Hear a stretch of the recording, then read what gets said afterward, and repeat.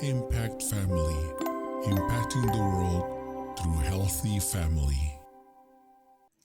Shalom saudara-saudara, selamat berjumpa dalam Impact Family. Saudara, kita sedang membicarakan tentang alasan mengapa Allah menciptakan pernikahan ya. Alasan ketiga adalah untuk memproteksi anak. Jadi dengan pertumbuhan penduduk dunia ini, pertumbuhan manusia ini, beranak cuculah dan taklukkanlah. Jadi anak itu perlu diproteksi. Itu sebabnya Allah menciptakan orang tua, dari orang tua ada anaknya. Dan Amsal 1 ayat 8 mengatakan, "Hai anakku, dengarkanlah didikan ayahmu dan jangan menyanyiakan ajaran ibumu." Ya, didikan dan ajaran ayah dan ibu. Jadi itu sebabnya ayah dan ibu itu oleh Tuhan diberi kepercayaan untuk mendidik anaknya, untuk mengajar anaknya. Jadi anak bertumbuh di dalam keluarga. Allah sendiri, Amsal juga menggambarkan bagaimana Allah menyayangi ya, dari pasal 3 ayat 12. Karena Tuhan memberi ajaran kepada yang dikasihinya seperti seorang ayah kepada anak yang disayangi ya. Jadi orang tua itu menyayangi anak. Bahkan diberi contohnya bagaimana Allah mengasihi kita itu yang seperti seorang ayah menyayangi anaknya. Nah, jadi saudara, anak itu perlu disayang, anak itu perlu diajar, perlu dididik ya. Jadi orang tua ya semakin hari memang semakin mengerti. Kalau dulu Adam dan Hawa itu sangat kreatif karena Allah memberikan mereka berdua, mereka dilepaskan untuk melakukan perintah Tuhan ya. Jadi itu sebabnya semakin hari saat ini manusia itu kalau yang pandai-pandai itu bukan main pinternya ya. Sampai kalau orang yang gak mengerti itu di luar akal dan pikiran kita. Nah apalagi Tuhan ya, Tuhan itu pengertian kita itu sebabnya kita harus berdoa. Dalam menjalankan tugas sebagai orang tua nomor 1, kita berdoa. Supaya kita diberi hikmat kebijaksanaan untuk membesarkan anak-anak kita. Nah saudara, kalau seorang ahli yang namanya Maslow ya, dia katakan orang tuh kebutuhannya sandang, pangan, dan papan. Jadi anak itu akan merasa aman kalau ada makanan, kalau ada pakaian karena dia nggak kedinginan, nggak kepanasan, dan juga kalau dia ada tempat untuk berteduh. Nah begitu juga orang tua, tetapi mulainya dari anak-anak ya. Itu sebabnya orang tua menyediakan, bukan yang mewah, bukannya istimewa yang besar. Kalau memang itu berkatnya sudah ada, tidak apa-apa. Tetapi yang paling sederhana pun, yang penting anak itu mendapatkan makanan yang cukup ya.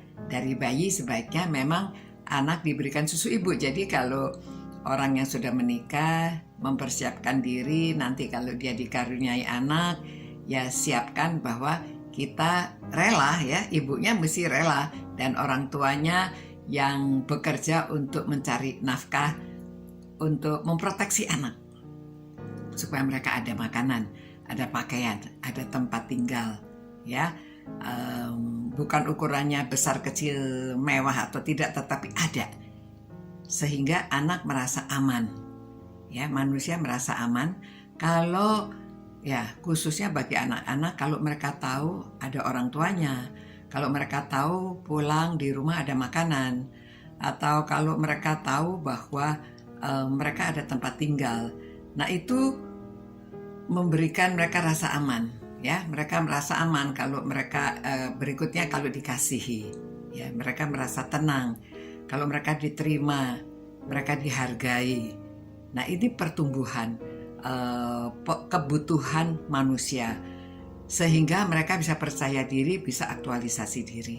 Nah saudara, itu penting yang kebutuhan-kebutuhan ini kita penuhi. Jadi anak-anak itu jangan selalu dimarahi, selalu dicela ya. Jadi kita harus pandai-pandai memotivasi anak, mengajarkan dengan cara-cara yang kreatif ya, dengan cara yang inovatif. Jadi kita tidak hanya memerintah anak, ayo kamu begini begitu, liatin harus seperti papa, harus seperti mama. Tapi saudara, setiap anak diberi oleh Tuhan bakatnya beda-beda.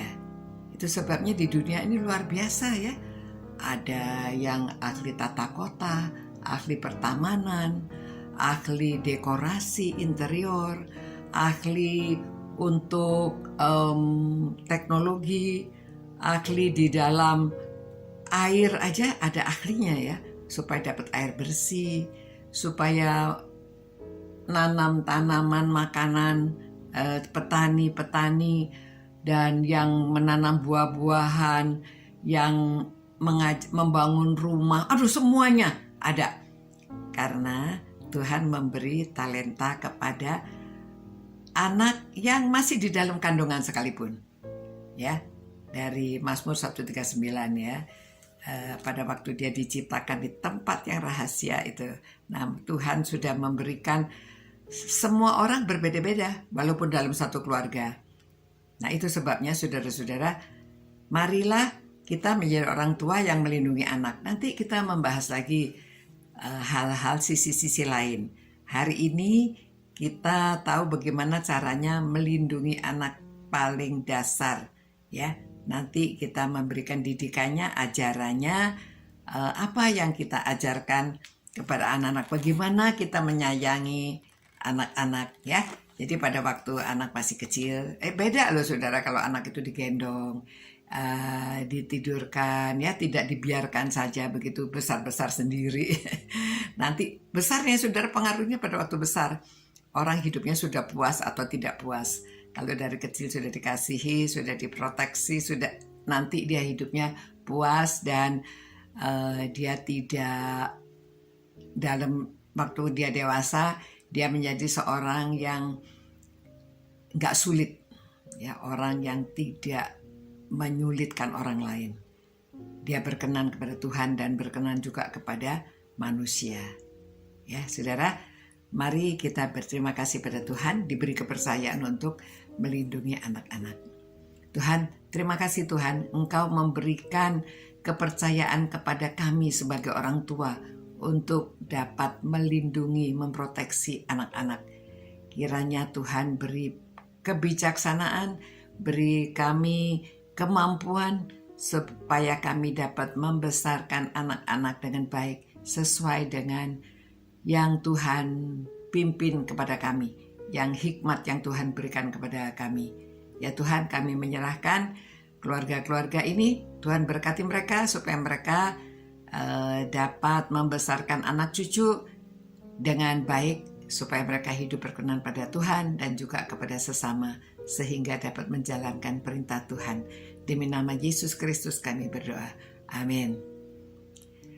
Sampai berjumpa saudara, selamat malam. Tuhan beserta dengan saudara, keluarga saudara, anak cucu semuanya, Tuhan melindungi. Sampai kita berjumpa pula. God bless you. Ciao. Impact Family, impacting the world through healthy family.